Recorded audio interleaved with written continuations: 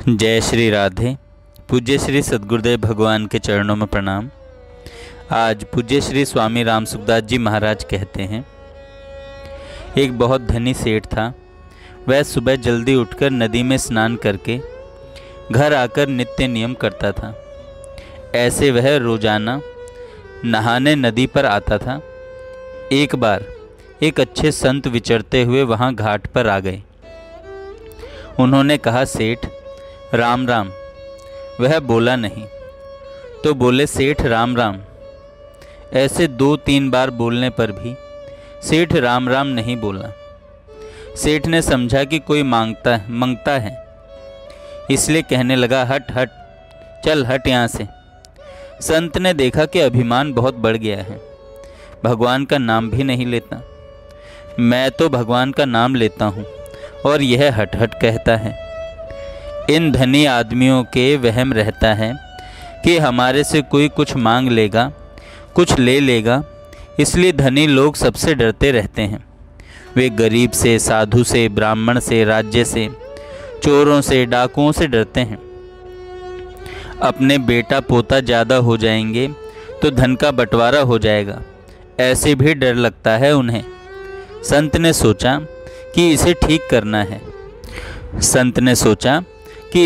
करना है तो वे वैसे ही सेठ बन गए और सेठ बनकर घर पर चले गए।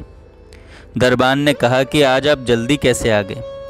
तो उन्होंने कहा कि एक बहरूपिया मेरा रूप धर के वहाँ आ गया था। मैंने समझा कि वह घर पर आकर कोई गड़बड़ी नहीं कर दे, इसलिए मैं जल्दी आ गया। तुम सावधानी रखना, वह आ जाए तो उसे भीतर मत आने देना। सेठ घर पर जैसा नित्य नियम करता था, वैसे ही वे सेठ बने हुए संत भजन पाठ करने लग गए। अब वह सेठ सदा की तरह धोती और लोटा लिए आया तो दरबान ने रोक दिया। कहाँ जाते हो? हटो यहाँ से। सेठ बोला, तूने भांग पी ली है क्या? नशा आ गया है क्या? क्या बात है? तू नौकर है मेरा और मालिक बनता है। दरबान ने कहा, हट यहाँ से, नहीं जाने दूंगा भीतर। सेठ ने छोरों को आवाज़ दी, आज इसको क्या हो गया? तो उन्होंने कहा, बाहर जाओ, भीतर मत आना। बेटे भी ऐसे ही कहने लगे, जिसको पूछे वे ही धक्का दें। सेठ ने देखा कि क्या तमाशा हुआ भाई, मुझे दरवाजे के भीतर भी नहीं जाने देते हैं। बेचारा इधर उधर घूमने लगा। अब क्या करें? उसकी कहीं चली नहीं तो उसने राज्य में जाकर रिपोर्ट दी कि इस तरह आफत आ गई। वे सेठ राज्य के बड़े मान्य आदमी थे। राजा ने उनको जब इस हालत में देखा तो कहा, आज क्या बात है? लोटा धोती लिए कैसे आए हो?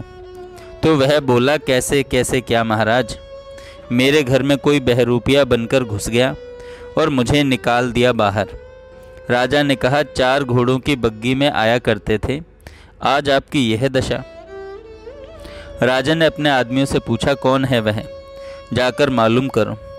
घर पर खबर गई तो घर वालों ने कहा कि अच्छा, वह राज्य में पहुंच गया। बिल्कुल नकली आदमी है वह, हमारे सेठ तो भीतर विराजमान है। राजा को जाकर कहा कि वह तो घर में अच्छी तरह से विराजमान है। राजा ने कहा, सेठ को कहो कि राजा बुलाते हैं। अब सेठ 4 घोड़ों की बग्गी लगाकर ठाट बाट से जैसे जाते थे वैसे ही पहुँचे और बोले, अन्नदाता क्यों याद फरमाया, क्या बात है? राजा जी बड़े चकराए कि दोनों एक से दिख रहे हैं, पता कैसे लगे? मंत्रियों से पूछा तो वे बोले, साहब असली सेठ का कुछ पता नहीं लगता। तब राजा ने पूछा, आप दोनों में असली और नकली कौन है? तो कहा, परीक्षा कर लो। जो संत सेठ बने हुए थे उन्होंने कहा, बही खाते लाओ, बही में जो लिखा हुआ है वह हम बता देंगे। बही मंगाई।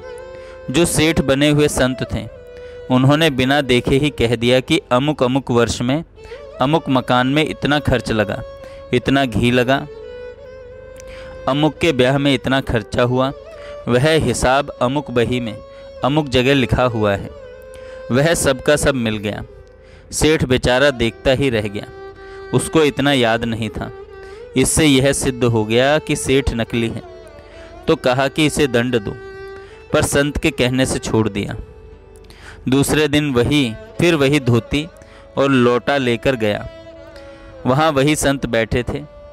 उस सेठ को देखकर संत ने कहा, राम राम। तब उसकी आंख खुली कि यह सब इन संत का चमत्कार है। संत ने कहा, तुम भगवान का नाम लिया करो, हर एक का तिरस्कार अपमान मत किया करो। जाओ, अब तुम अपने घर जाओ। वह सेठ सदा की तरह चुपचाप अपने घर आ गए। जय श्री राधे।